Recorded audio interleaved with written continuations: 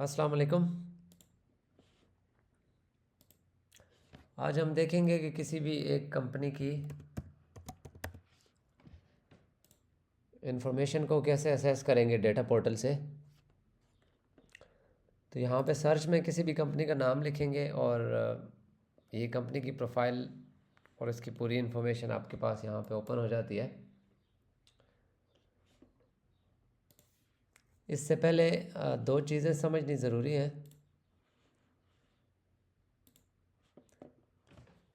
Technical और fundamental analysis क्या होते हैं। जब भी हम किसी कंपनी को, किसी स्टॉक को असेस करने लगते हैं तो इसमें हमें इन्वेस्टमेंट के लिए या ट्रेडिंग के लिए अपना डिसीजन लेने के लिए दो तरह के एनालिसिस काम आते हैं। तो टेक्निकल और फंडामेंटल एनालिसिस जो है वो both methods aim to forecast stock prices but they approach the market from completely different angles. यानी टेक्निकल एनालिसिस जो है वो ज़्यादातर ट्रेडिंग और शॉर्ट टर्म के ट्रेड्स के लिए ये वाले एनालिसिस काम आते हैं। और फंडामेंटल एनालिसिस जो है वो कंपनी की जो इंट्रिंसिक वैल्यू होती है, यानी जो उसकी असल वैल्यू है, असल कीमत है, उसको एनालाइज करने के लिए फंडामेंटल एनालिसिस आते हैं। तो fundamental analysis assess a stocks intrinsic value by examining financial, उस कंपनी की फाइनेंशियल हेल्थ, इकोनॉमी और इंडस्ट्री की ओवरऑल जो एक पिक्चर है उसको एनालाइज करके फंडामेंटल एनालिसिस की मद में उसको देखा जाता है।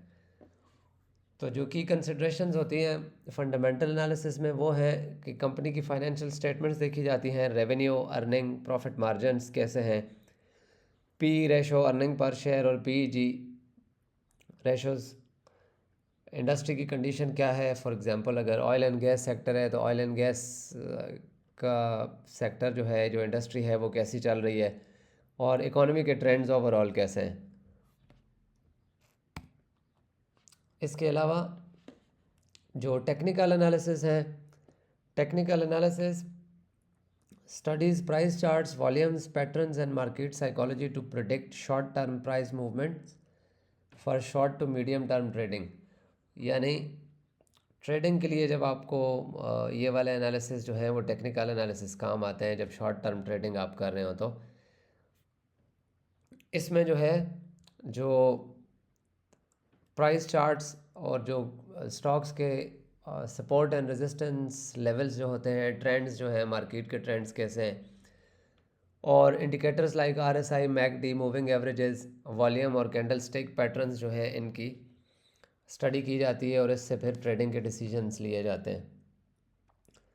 नॉर्मली हमारा ज़्यादा इन्वेस्टमेंट साइड पे है तो हम ज़्यादा फंडामेंटल एनालिसिस की बात करेंगे।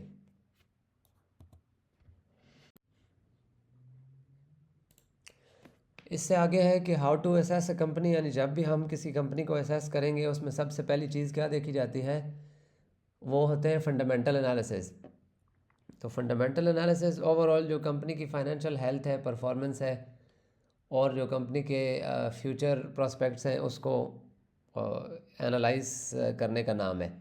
इसके अंदर हम लोग फाइनेंशियल स्टेटमेंट्स देखते हैं। इसके अलावा जो कंपनी की पिछले 5 से 10 साल के जो मैट्रिक्स हैं उनको एवेल्यूएट किया जाता है, और रिटर्न ऑन इन्वेस्टेड कैपिटल के ऊपर रिटर्न्स उसके कैसे हैं, liquid ratio, current asset to liabilities, और इसी तरह सेल्स रेवेन्यू ग्रोथ उसकी कैसी है, अर्निंग पर शेयर कैसी है, और ऑपरेटिंग कैश फ्लो कैसे हैं, डिविडेंड यील्ड कंपनी की कैसी है, और कंपनी का ओवरऑल बिजनेस मॉडल कैसा है, और कंपनी अपने सेक्टर में उसको कुछ कंपेटिटिव एडवांटेजेस हैं दूसरी कंपनीज के ऊपर के नहीं।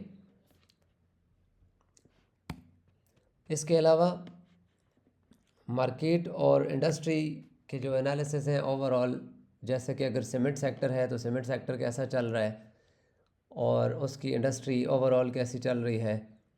और जब एक इंडस्ट्री को दूसरी इंडस्ट्री के साथ कंपेयर किया जाता है, जैसे सीमेंट वर्सेस टेक्सटाइल, तो फिर उसको एनालाइज करेंगे कि कौन सा सेक्टर बेहतर है, कौन सी इंडस्ट्री आजकल ज़्यादा अच्छी चल रही है, कौन सी अच्छी नहीं चल रही है। इसके अलावा है तीसरी चीज़ ये होती है कि मैनेजमेंट और गवर्नेंस जो है वो कंपनी की कैसी है, मैनेजमेंट की क्वालिटी कैसी है, कॉरपोरेट गवर्नेंस कैसी है।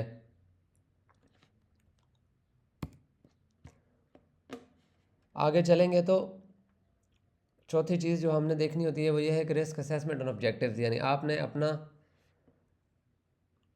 गोल सेट करना है और उसके हिसाब से देखना है कि अब कितना रिस्क यानी आपका है, वो रिस्क टॉलरेंस कितनी है आपकी इन्वेस्टमेंट के अंदर।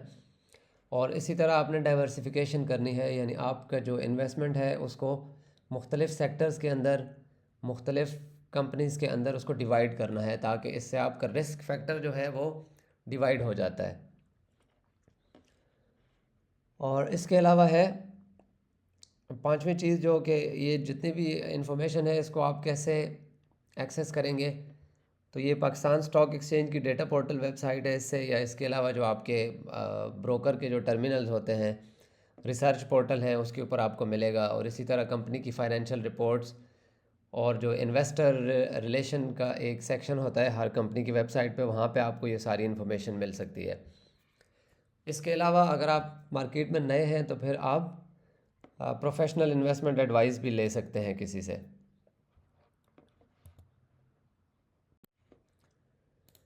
मिसाल के तौर पे जैसे कि हम यहाँ पे कोई भी कंपनी एक लिखेंगे, कोलगेट पामोलिव पाकिस्तान लिमिटेड, तो ये देखेंगे ये कंपनी की प्रोफाइल है और यहाँ पे आप ये सारी जो इसकी इन्फॉर्मेशन है वो उसको देख सकते हैं, उसको असेस कर सकते हैं। जैसा कि ये सारी आपको फाइनेंशियल्स के अंदर जो है आपको ये सारी चीज़ें मिल जाएंगी। यहाँ पे ये पिछले 4 साल का है कि कंपनी की सेल्स कैसी हैं, प्रॉफिट आफ्टर टैक्स कितना है, अर्निंग पर शेयर हर साल के हिसाब से कितनी है, और ये मज़ीद एवरेजेस है यहाँ पे। प्रॉफिट मार्जिन कैसा है, net profit margin, EPS growth और प्राइस टू अर्निंग जो ग्रोथ है वो उसकी कैसी है ओवर द ईयर्स, ये सारी चीज़ें आपको यहाँ से मिल सकती हैं।